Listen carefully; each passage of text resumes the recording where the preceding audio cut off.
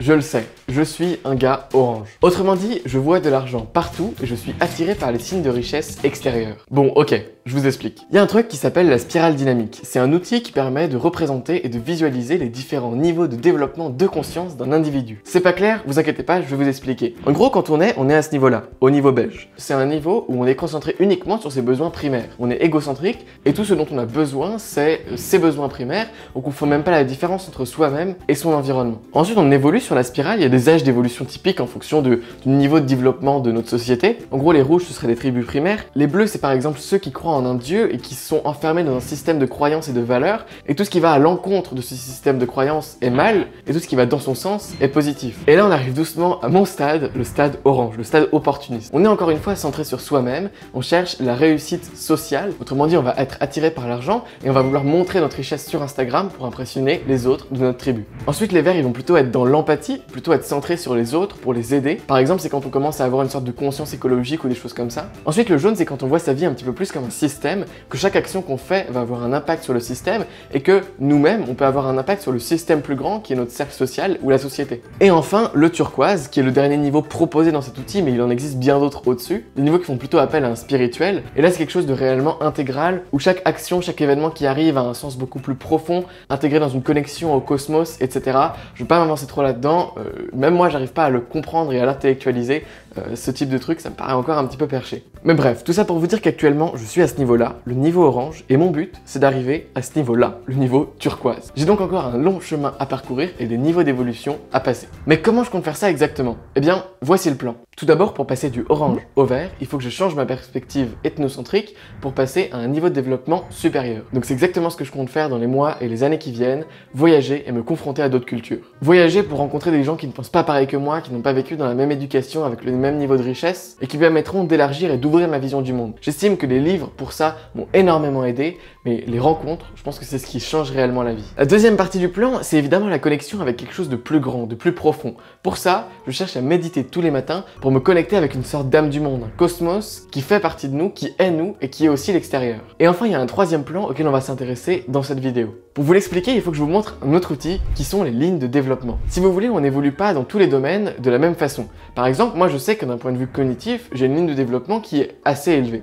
D'un point de vue relationnel, un petit peu moins, mais toujours assez. D'un point de vue empathie, plus ou moins au même niveau. Mais alors, d'un point de vue beau, inspiration par la nature, et je me laisse porter par le flot des choses, zéro. Et donc c'est justement ça qu'il faut que j'essaye de travailler, parce que si on a une ligne de développement qui est tout en bas, alors que toutes les autres sont super alignées, c'est un boulet qui nous traîne toujours vers le bas, et qui nous empêche d'être une personne intégrale, qui arrive vraiment à créer des belles choses et à avoir un impact sur le monde. Or, c'est mon ambition. Donc, en tant que première étape pour me laisser inspirer et m'ouvrir au beau, je suis allé marcher 2 fois à la montagne pendant les vacances. Mais avant de vous expliquer ce que ça m'a apporté, si j'ai réellement réussi à me connecter au beau, je vous laisse profiter, vous aussi, du beau.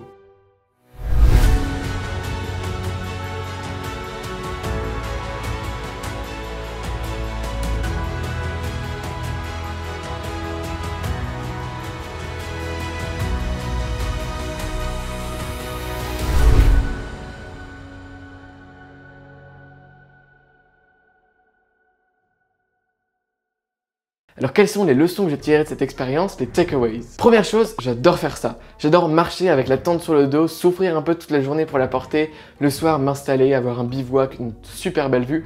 Je pense que je pourrais faire ça pendant 2 semaines non-stop. Donc je vais également le faire plus souvent et peut-être que je mettrai quelques vidéos concernant mes voyages, mes explorations sur cette chaîne YouTube. Alors abonnez-vous pour pas les manquer, évidemment. Deuxième point, déconnecter, ça fait du bien. Je suis tout le temps dans mon business, je reçois une centaine de mails par jour de clients auxquels il faut que je réponde dans le stress. Mais alors juste me dire, ok, je verrai ça plus tard. Ne pas avoir de réseau sur son téléphone, ça fait juste un bien fou et ça permet de reconnecter à des choses plus réelles comme la nature, le paysage ou encore les gens avec qui je marche. Troisième chose, c'est que marcher, ça donne des idées, mais des idées de ouf. C'est-à-dire que je dis souvent sur cette chaîne que dans mon système de gestion des connaissances, je vais pouvoir connecter des concepts, avoir de nouvelles idées et créer de nouvelles choses. Mais ça, c'est une sorte de création qui est contrôlée, qui revient à faire un assemblage. Mais je pense maintenant, j'ai un petit peu changé d'avis sur le sujet, qu'il y a une sorte de création supérieure, une création qui va de l'ordre d'un élan évolutionnaire et qui peut pas se contrôler dans un système défini, mais qui juste vient quand tu marches, quand tu laisses le vide s'installer, l'inspiration venir Et là d'un coup, t'as une nouvelle idée. Et je pense que ces idées-là, je pourrais les avoir effectivement si je cultive un petit peu plus ce chemin d'aller vers le beau. J'ai donc eu plein de nouvelles idées, plein de nouveaux projets qui vont venir dans les mois et les semaines qui viennent. Malheureusement, je peux pas encore vous en parler dans cette vidéo parce que c'est quand même des projets à une plus grande ampleur et je suis plus seul à l'intérieur, donc j'attends un petit peu avant de vous en parler. Mais vous allez voir, c'est un truc de ouf. Et enfin, et c'est le principal, c'est Bruno Marion qui m'avait conseillé avant ma première randonnée de garder en tête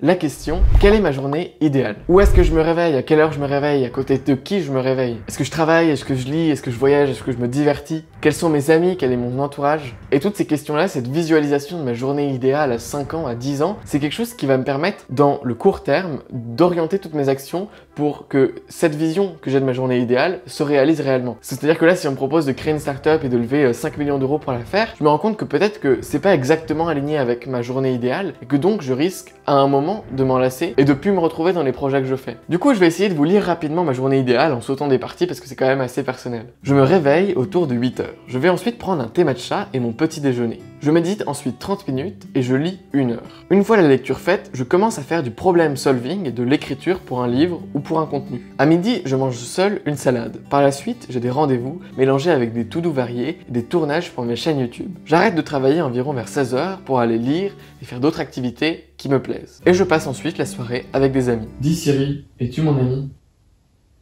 Elle a dit oui. Et voilà, est-ce que vous aimeriez aussi avoir cette journée-là comme journée idéale? Posez-vous la question et peut-être essayez vous aussi d'aller marcher pour trouver votre journée idéale. Et donc ensuite, dans ma note, j'ai également mis ce qu'il fallait faire pour en arriver là et du coup mes objectifs indicatifs qu'il faudrait que j'atteigne pour pouvoir maintenir mon lifestyle. En fin de compte, ces 2 randonnées, même si j'ai pris 6 jours au total en dehors du travail, elles ont été bien plus productives qu'une journée normale puisqu'elles m'ont donné de nombreuses nouvelles idées et elles m'ont permis de mieux axer mes décisions du quotidien vers mes objectifs à long terme. Donc, est-ce que je suis passé turquoise pendant ces séjours? Non, probablement pas, et même certainement pas, puisque en fait, pour passer à un niveau supérieur, il faut que j'embrasse le niveau vert, puis le niveau jaune, puis le niveau turquoise. Donc évidemment, c'est quelque chose qui va se passer pendant longtemps. Ma seule volonté, c'est de ne pas rester coincé à ce niveau-là comme le font la plupart des gens, mais de tendre vers une évolution de ma conscience. Voilà, c'est tout pour cette vidéo. Maintenant, si vous voulez découvrir comment j'ai le temps de faire tout ça, malgré le fait que j'ai 17 ans, eh bien c'est parce que j'ai quitté le lycée. Je vous explique toutes les raisons et ce que je fais pour m'éduquer à la place du lycée,